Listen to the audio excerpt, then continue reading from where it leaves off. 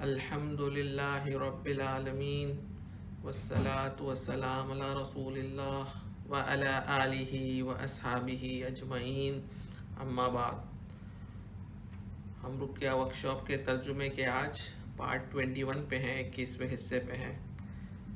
تو اس میں جو سب سے پہلی آیت ہے سورہ الحجرات کی، سورہ نمبر 49 کی آیت نمبر 6 ہے، یا ایہا الذین آمنوا ان جاءکم فاسق بنبأ فتبینوا ان تصیبوا قوما بجہالۃ فتصبحوا علی ما فعلتم نادمین، جس کا ترجمہ ہے اے لوگو جو ایمان لائے ہو، اگر کوئی فاسق کوئی گنہگار، اے لوگو جو ایمان لائے ہو، اگر کوئی فاسق تمہارے پاس کوئی خبر لے کر آئے تو تحقیق کر لیا کرو، کہیں ایسا نہ ہو کہ تم کسی گروہ کو نقصان پہنچا بیٹھو پھر اپنے کیے پہ پشیمان ہو جاؤ، یعنی پچھتاؤ اپنے کیے ہوئے پہ۔ تو اس آیت میں کیا ہے کہ جب کوئی فاسق شخص تمہارے پاس کوئی خبر لے کے آئے، فاسق، گنہگار، یعنی جو معتبر نہیں ہے، اس طرح کا شخص اگر تمہارے پاس کوئی خبر لے کے آئے تو جب تک اس کی تحقیق نہ کرو اس کو آگے مت بتاؤ۔ تحقیق کر لینا ضروری ہے اس کی بات کا، کہیں یہ نہ ہو کہ انجانے میں، ناسمجھی میں تم اس کی بات کو آگے پھیلانے کی وجہ سے کسی گروہ کو، لوگوں کو نقصان کر بیٹھو اور پھر بعد میں تم پچھتاؤ کہ میں نے کیوں اس کی بات سن کے یہ بات آگے بیان کی۔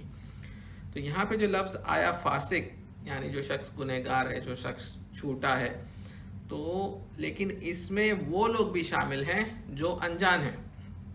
تو یہ نقطہ نوٹ کرنے والا ہے۔ ایک تو شخص آپ کو پتا ہے کہ ہاں یہ بھائی معتبر ہے، ہمیشہ سچ بولتے ہیں، ایمان والے ہیں۔ یہاں پہ آیت میں کون سے لوگ آ رہے ہیں؟ جو گنہگار ہیں، جو فاسق ہیں۔ لیکن اگر کوئی انجان آدمی، ایک اننون آدمی آ رہا ہے آپ کے پاس اور وہ کسی بات کو بیان کر رہا ہے، اب وہ آدمی سچا ہے یا جھوٹا ہے آپ جانتے ہی نہیں، تو وہ انجان ہے۔ تو انجان لوگ بھی جو ہے وہ اسی کیٹیگری میں آئیں گے کہ ان کی بات پر بھی آپ کو تحقیق کرنا ضروری ہے۔ آپ انجان آدمی کی بات کو لے کے آگے نہیں پہنچائیں گے جب تک آپ اس کی تحقیق نہ کر لیں کہ بات صحیح ہے۔ جب آپ رقیہ کر رہے ہیں اور اگر کوئی جن جو ہے وہ بات کرتا ہے تو آپ اس کے بارے میں کیا جانتے ہیں؟ کیا آپ جانتے ہیں وہ کون سا جن ہے، وہ کس گروہ کا ہے، کس قبیلے کا ہے، اس کا نام کیا ہے، وہ مسلمان ہے، غیر مسلمان؟ آپ نہیں جانتے ان باتوں کو، تو وہ بھی آپ کے لیے انجان ہے۔ تو اس کی بات بھی آپ تب تک نہیں مانیں گے، تب تک اس پہ یقین نہیں کریں گے جب تک آپ تحقیق نہ کر لیں کہ جو بول رہا ہے وہ سچ بات ہے۔ کتنی بار ایسا ہوتا ہے کہ جن بولتا ہے میں جا رہا ہوں، اور جیسے ہی وہ بولتا ہے میں جا رہا ہوں، آپ پھر رقیہ کرنے لگے تو واپس سے بولتا ہے میں نہیں گیا، رک جاؤ۔ کئی بار جھوٹ بولتا ہے، کئی بار یہ چیزیں ہوتی ہیں۔ یا وہ جن آپ کو کہے کہ اس کے اوپر جو جادو ہے اس کی خالہ نے کرایا ہے، یا اس کی پھوپھی نے کرایا ہے، یا اس کے کزن نے کرایا ہے، یا اس کے آفس میں کوئی ہے جو جس کا اس سے مقابلہ ہے، اس نے اس پہ جادو کروایا ہے۔ تو یہ ساری باتیں جب جن کہہ رہا ہے تو وہ باتوں پہ آپ یقین نہیں کر سکتے، کیونکہ جن بھی جو ہے وہ انجان کے حکم میں آئے گا جب تک آپ ان باتوں کی تحقیق نہ کر لیں۔ کتنی بار وہ کہے گا کہ میں جا رہا ہوں، میں چلا جاتا ہوں، اور پھر میں ایسا ڈرامہ کرے گا کہ بھائی جس طرح سے وہ جسم سے نکل کے جا رہا ہے، اور پھر 5 منٹ بعد آپ اگر واپس سے اپنا رقیہ کنٹینیو کریں گے، واپس سے کہے گا ہاں میں ہوں، مطلب نہیں گیا وہ۔ تو یہ اکثر جھوٹ بولتے ہیں، تو ان کے ساتھ بھی وہی کیا جائے گا کہ جب تک ان کی کسی بھی بات کی تحقیق نہ کر لی جائے تب تک آپ اس کی بات کو نہیں مانیں گے۔ تو اس آیت کے جو فوائد ہیں اس میں سب سے پہلا فائدہ یہی ہے کہ ہم جن پہ یقین نہیں کرتے، وہ جو بھی بولے۔ اور دوسری بات یہ ہے کہ پیشنٹ کے ساتھ جو کچھ بھی ہو اس بات کی آپ تحقیق کریں۔ اگر پیشنٹ کے تعلق سے وہ کہے کہ ہاں بھائی فلانا ان کے گھر میں فلانا کنڈی کے اندر میں نے جادو کی تعویذ رکھی ہوئی ہے، تو اس کی تحقیق کی جائے۔ آپ جائے وہ کنڈی جو ہے اس کو چیک کریں کہ کیا اس میں یقیناً تعویذ ہے یا نہیں ہے، تب تک آپ کسی بات کو مانیں گے نہیں۔ اور ایک چیز جو ہے وہ یہ ہے کہ رقیہ جب آپ کر رہے ہیں تو آپ رقیہ کو، پیشنٹ کے حال کو جب تک کنفرم 100% تحقیق نہیں ہو جائے کہ 100% وہ اچھا ہو گیا، تب تک آپ رقیہ کو سٹاپ نہیں کریں گے۔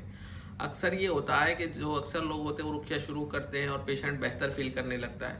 اگر اس کو راتوں کو نیند نہیں آ رہی تھی اب اس کو نیند آنے لگ جاتی ہے تو وہ رقیہ کرنا سٹاپ کر دیتے. 70% 70% فائدہ ہوتا ہے تو رقیہ کرنا سٹاپ کر دیتے ہیں.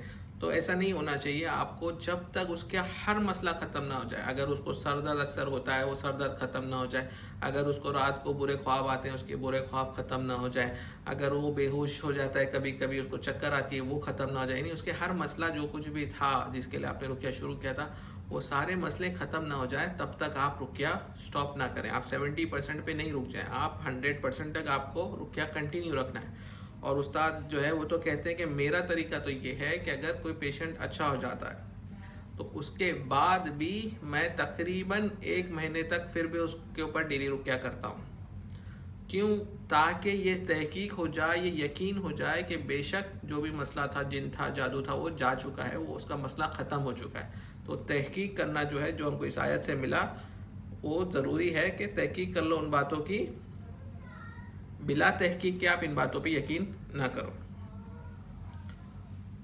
اور یہ آیت ہم کو ایک بنیادی اصول دیتی ہے, وہ کیا ہے کہ کیا آپ مسلمان جن سے بھی مدد مانگ سکتے ہیں؟ تو اس کا جواب اس آیت میں بہت سب سے واضح آیت یہی ہے اس مسئلے کے تعلق سے کہ آپ مسلمان جن سے مدد نہیں مانگ سکتے ہیں. کیوں؟ کیونکہ وہ انجان ہے. ایک جن اگر آپ رقیہ کے دوران کہتا ہے میں مسلمان ہوں, آپ کیسے ویریفائی کرو گے, آپ کیسے تحقیق کرو گے کہ وہ مسلمان ہے؟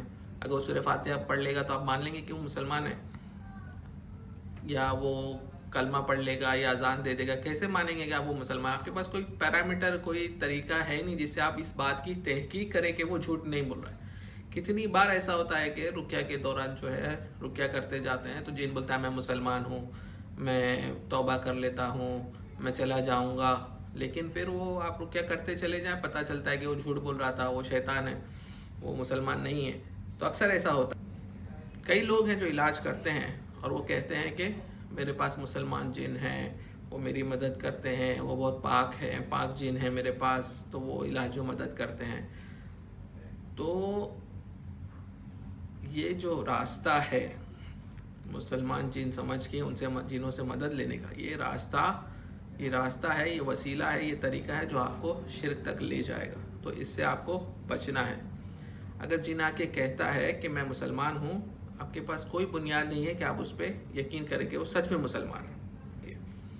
دوسری چیز اکثر کیا ہوتا ہے کہ جب پیشنٹ کے اندر جو جن ہوتا ہے وہ کہتا ہے کہ اس کے اندر 5 جن ہیں, یا اس کے اندر 400 جن ہیں, یا اس کے اندر 600 جن ہیں, یا جو وہ کہتا ہے کہ جادوگر اس کے اوپر روز جادو کرتا ہے, تو جادو کو روز نیا فریش کرتا رہتا ہے, تو اس کے لیے آپ کبھی ختم نہیں کر پاؤ گے, وہ روز کرتا ہے. تو ان باتوں پہ آپ کو یقین نہیں کرنا ہے, کیونکہ ان باتوں کی آپ تحقیق نہیں کر سکتے. اور اکثر جو ہے جن جھوٹ بولتے ہیں.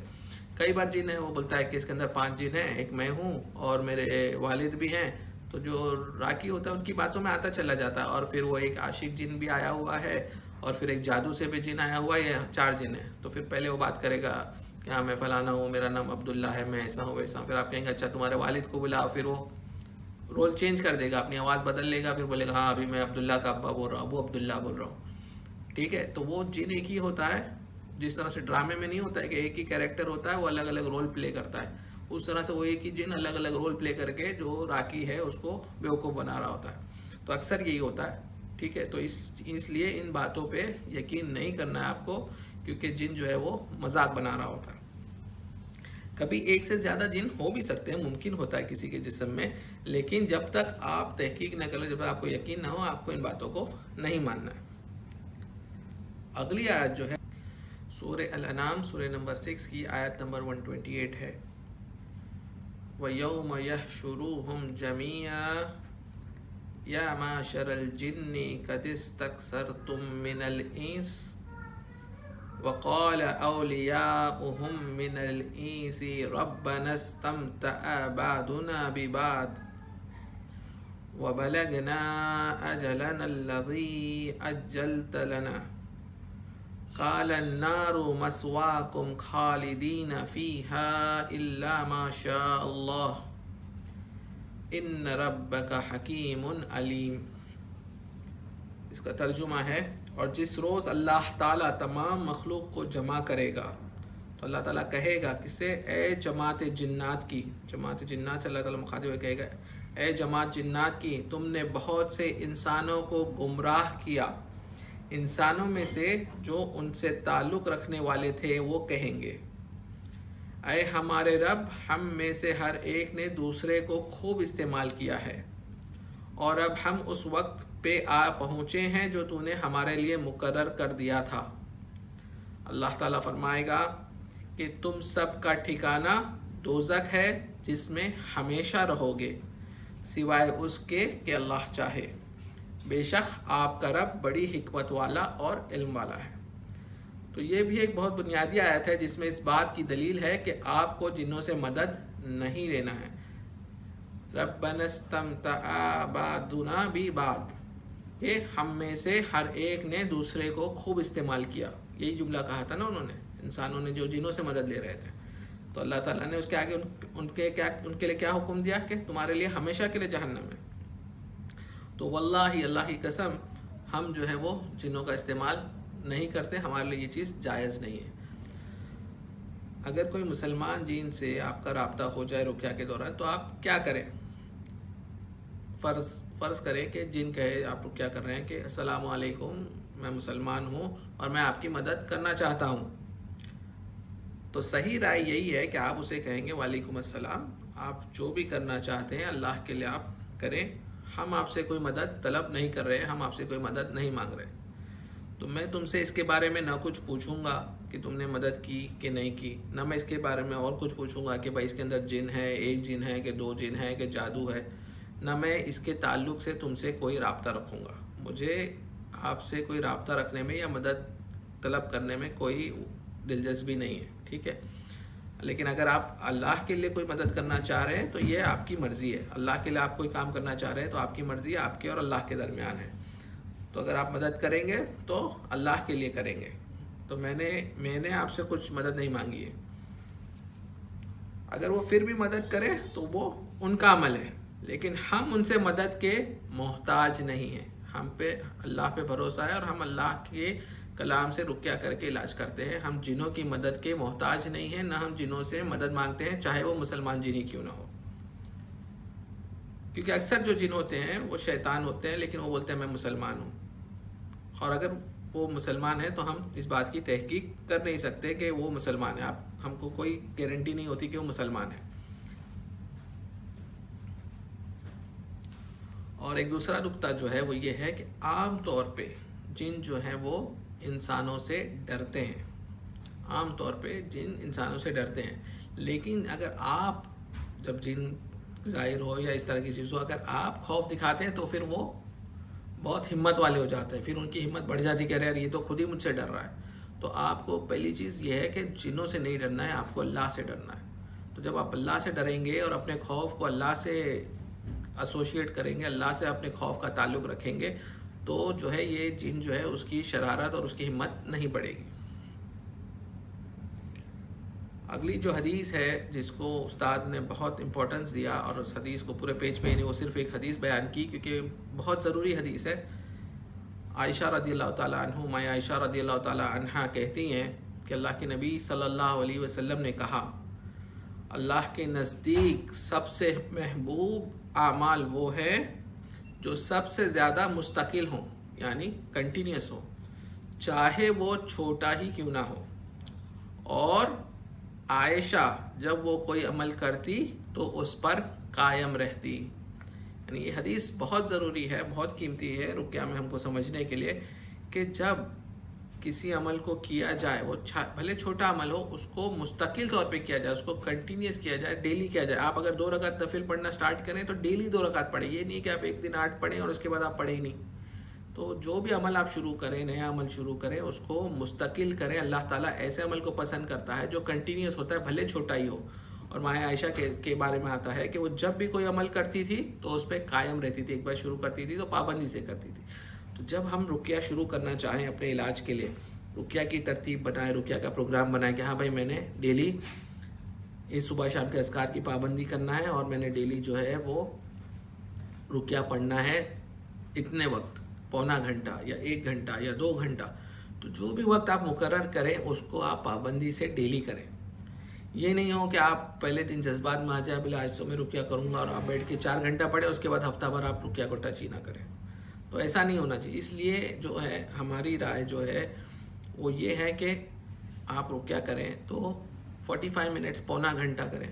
اس لیے نہیں کہ پونا گھنٹہ کہیں سنت میں، لیکن اس کے لیے کہ تجربے سے دیکھا گیا ہے کہ اکثر جو لوگ پونا گھنٹہ کر پا رہے ہیں تو جن کو تکلیف بھی ہو رہی ہے اور رقیہ کا اثر بھی ہو رہا ہے، اور جو ہے لوگوں کے لیے پاسبل بھی ہے کہ روز کم از کم پونا گھنٹہ دے سکے. اگر آپ جلدی شفا چاہتے ہیں تو آپ کو زیادہ رقیہ کرنا چاہیے.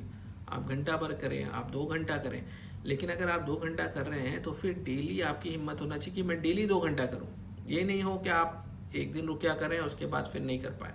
تو اس کے لیے جو بھی آپ کے لیے مناسب ہو، جتنی قوت ہو اتنا آپ رقیہ کریں، لیکن اس کو کنٹینیوس کریں، آپ اس کو بیچ میں چھوڑیں نہیں.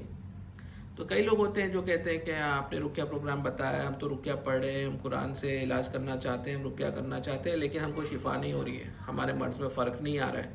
تو پھر جب اس کی تحقیق کرتے ہیں تو پتہ چلتا ہے انہوں نے 7 دن کیا اس کے بعد چھوڑ دیا ہے، یا وہ 2 دن پڑھتے ہیں پھر 1 دن ناگا کرتے ہیں. تو اس طرح سے کرتے ہیں. تو نہیں، رقیہ آپ جتنا کریں، آپ چاہیں تو 45 منٹ سے سٹارٹ کریں کہ دن میں ایک بار آپ 45 منٹ رقیہ کرتے ہیں، لیکن کنٹینیوس ایوری ڈے یہی کریں. اللہ آپ چاہتے ہیں کہ آپ کو جلدی فائدہ ہو، آپ اس کو بڑھانا چاہتے ہیں، آپ 1 گھنٹہ پڑھیں، یا آپ 45 منٹس دن میں 2 بار پڑھیں. آپ اس کو اور بڑھانا چاہتے ہیں، آپ جو ہے سورہ بقرہ پڑھنا شروع کریں. 3 دن میں 1 بار سورہ بقرہ کمپلیٹ کریں. اگر 3 دن میں 1 بار ہونے لگ جائے، اگر آپ اس سے زیادہ پڑھ سکتے ہیں، آپ دن میں 1 بار سورہ بقرہ کمپلیٹ کریں. تو جو بھی ہے پروگرام اس کو آپ اس طرح سے سیٹ کریں جو آپ کے لیے مناسب ہو، اتنا وقت نکالنا اور اس پہ کنٹینیوس مستقل طور پہ عمل کرنا. تو وہ اس طرح سے اپنے رقیہ کو پروگرام کو سیٹ کریں. یعنی اگر ہم کسی پیشنٹ کو یہ کہ میں کہوں کہ بھائی دن میں آپ نے 3 بار سورہ بقرہ پڑھنی ہے، 1 دن پڑھے گا، وہ 2 دن پڑھے گا، اس کے بعد نہیں پڑھ پائے گا. تو ایسے پروگرام کا کوئی فائدہ نہیں. مستقل عمل ہو، کنٹینیوس ہو. رقیہ میں کنٹینیوس ہونا، مستقل ہونا بہت امپورٹنٹ ہے، بہت قیمتی ہے آپ کی کامیابی کے. تو جیسا ہم پہلے بھی کہہ چکے کہ اور تھوڑا سا فائدہ ہو تو رک مت جاؤ، کنٹینیو رکھو یہاں تک کہ آپ کو مکمل شفا ہو جائے، یہاں تک کہ آپ کو رقیہ کے دوران کوئی تکلیف نہیں ہو رہی ہے، آپ کو جسم میں کوئی پین نہیں ہو رہا ہے، کوئی درد نہیں ہو رہا ہے، آپ کو کوئی بے ہوشی نہیں طاری ہو رہی ہے، آپ کو کوئی مسئلہ نہیں ہو رہا ہے. جب تک 100% آپ کو یقین نہیں ہو جائے کہ میرا رقیہ سے کامل شفا ہو گئی، میرے سارے مسئلے ختم ہو گئے، تب تک اپنا ایک رقیہ پروگرام بناؤ اور اس کو کنٹینیو رکھو. تو یہ بہت امپورٹنٹ حدیث تھی ہمارے لیے سمجھنے کے لیے کہ مستقل ہونا بہت ضروری ہے. اور وقت کے ساتھ ساتھ جو کوانٹیٹی ہے کہ آپ کتنی دیر پڑھ رہے ہیں، اس کے ساتھ ساتھ دوسری چیز بھی جو قیمتی ہے وہ ہے کوالٹی. یعنی آپ جب پڑھ رہے ہیں، آپ کا اس آیات پر دھیان کتنا ہے. آپ پڑھ رہے ہیں، آپ جب دعائیں پڑھ رہے ہیں تو آپ اس کو سمجھ رہے ہیں یا نہیں سمجھ رہے ہیں. جب آپ کہہ رہے ہیں اعوذ بکلمات اللہ التامات من شر ما خلق، تو آپ کیا کہہ رہے ہیں؟ کہ آپ سمجھ پا رہے ہیں کہ میں کیا کہہ رہا ہوں، اللہ سے میں کیا مانگ رہا ہوں. تو ان چیزوں کو سمجھ کے، ان پہ یقین بنا کے، ان پہ جتنا فوکس کر کے آپ پڑھیں گے، اتنا آپ کا رقیہ زیادہ اثردار ہوگا. تو جتنا آپ معنی کو سمجھیں گے جو بھی آیتیں آپ پڑھیں، اس لیے ہم کہتے ہیں کہ بہت زیادہ آیتیں اگر آپ نہیں بھی پڑھ رہے ہیں، جو کامن چیزیں ہیں، سورہ فاتحہ ہے، آیت الکرسی ہے، آمن الرسول ہے، تینوں کل ہے، اگر وہ بھی آپ پڑھ رہے ہیں، ان کے معنی کو سمجھیں، اور جب پڑھیں تو اس کے معنی کو سمجھتے ہوئے پڑھیں، دھیان دیتے ہوئے پڑھیں کہ میں کیا پڑھ رہا ہوں. یہ نہیں کہ آپ پڑھتے جا رہے ہیں، پونا گھنٹہ میں نے کمپلیٹ کرنا ہے، گھڑی پہ میری نظر میں پڑھتے جا رہا ہوں. ایسی پڑھائی کا کوئی فائدہ نہیں ہوتا. تو پڑھائی جب کریں تو اس میں وقت کے ساتھ ساتھ کوالٹی جو ہے اس پہ بھی دھیان دیں. اور انشاءاللہ اس سے امید ہے کہ اللہ رب العالمین اگر ہم مستقل طور پر کرتے رہیں گے تو اللہ رب العالمین ضرور ہم کو کامیاب کرے گا اور شفا دے گا. وآخر دعوانا ان الحمد للہ رب العالمین.